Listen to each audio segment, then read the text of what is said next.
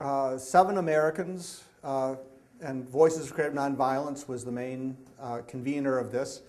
And among us were Colonel Ann Wright, who after a career in the military became a diplomat, and she actually was responsible for reopening the embassy in Afghanistan in Kabul in 2001. And she resigned in protest because in 2003 she knew that Colin Powell was lying about weapons of mass destruction in Iraq, and she left in protest. So it was interesting returning with her.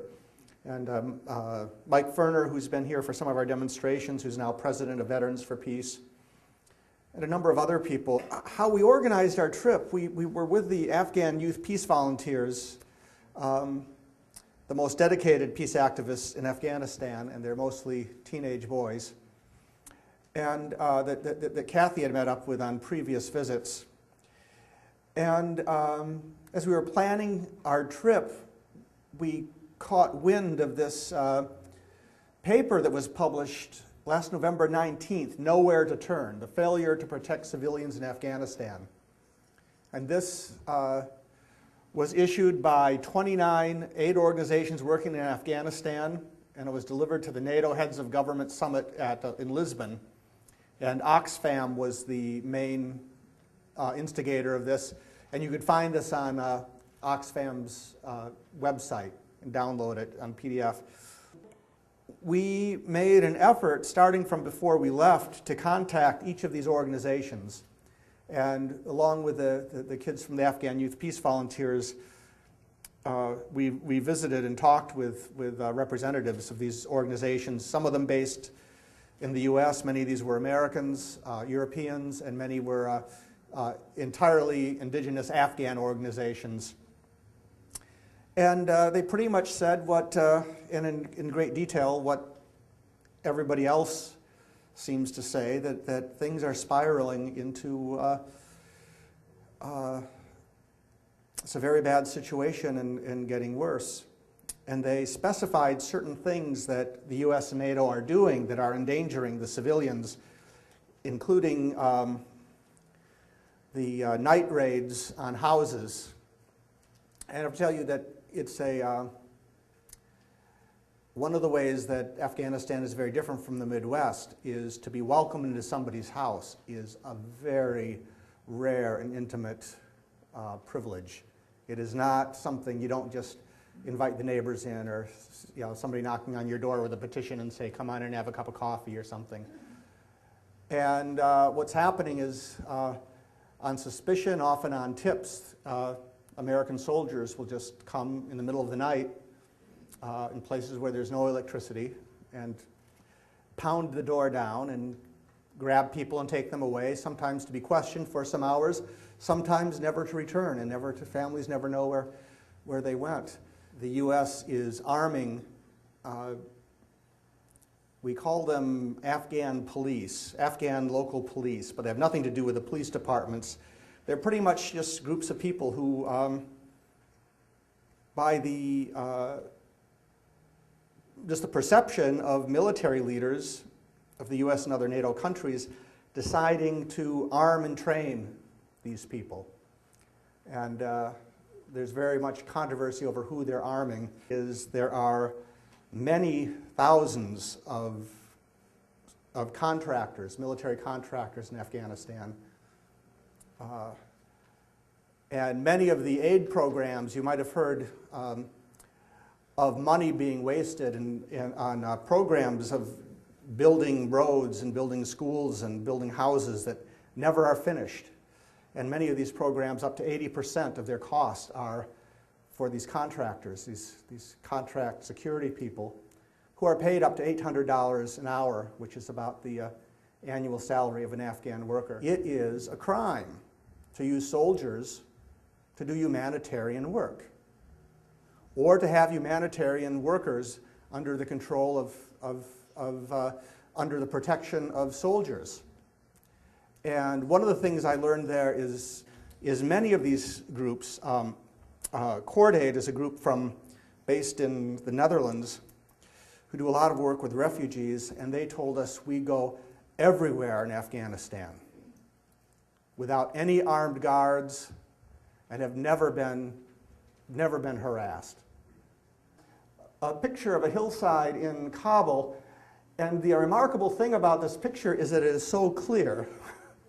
This was a rare day that often you can't even see. It's difficult to describe the feeling of entering into Kabul, the chaos and the tension. There's, people armed. The AK-47 is ubiquitous. It's everywhere. There's people with them, and you get patted down going into a grocery store. The roads are.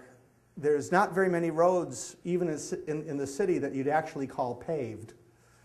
And there is this miasma of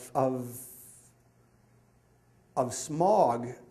It's the natural thing that like happens in Denver and LA with the inversion layers. It's a city in the mountains and kind of a valley.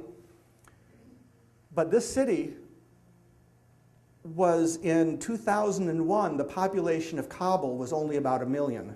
And today it's more than 5 million and growing. And in the bombardments of 2001, when we attacked Afghanistan to begin with, the infrastructure was very degraded, and so they're dealing with this influx of population at the very time that they're trying to put things back together. So electricity is just on and off, on and off. More than 60% of the people in Kabul are squatters, and these houses being built up the side of the road, and if you'd see real clearly, some of these are actually just shipping crates. They're this corrugated metal shipping cartons. They somehow drag up the hill. None of these people have any title to the land or anything. They're able to pull electric cables up there, but they don't have plumbing. In all those houses there, whatever water they have, they're carrying up there. There's no roads. And then the sewage, of course, just comes down the hill. And it's very arid, and so that gets into the air. Somebody said that it's got more fecal matter in the air than any other place where people live. And people are burning garbage to keep warm and to cook their food. That Kabul sounds in that book like a very elegant city. And that's what people my age and older told me. People who went to the university there. At the same time I was of that age, talking about it being a beautiful city where people would even come for honeymoons, great architecture, museums, also very cosmopolitan. The first girls' school was opened in 1920 in Kabul. And with fits and starts like other societies, even as our own, dealing with issues such as equality of the genders and dealing with racial and religious minorities within their country. There was a lot of social growth going on. And the most significant religious movement in Afghanistan, traditionally for hundreds of years,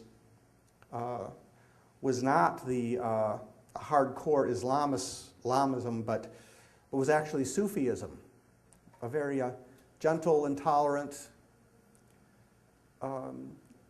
mystical religious tradition.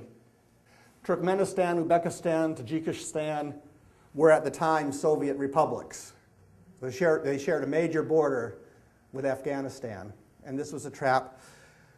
So really the Soviets deserve their blame for it too, but a really beautiful society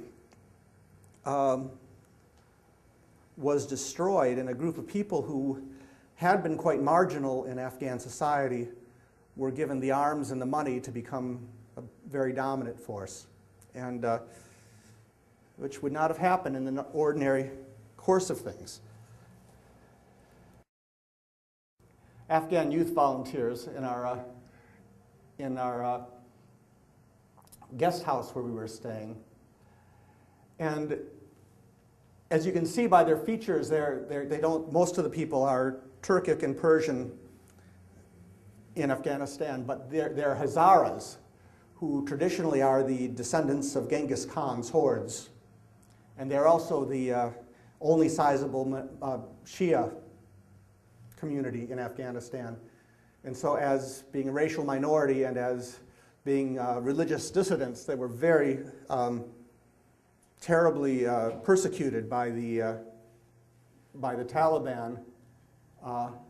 Abdullah, on this end, he's like 15 years old, he told of watching his father and uncle both being killed by the Taliban.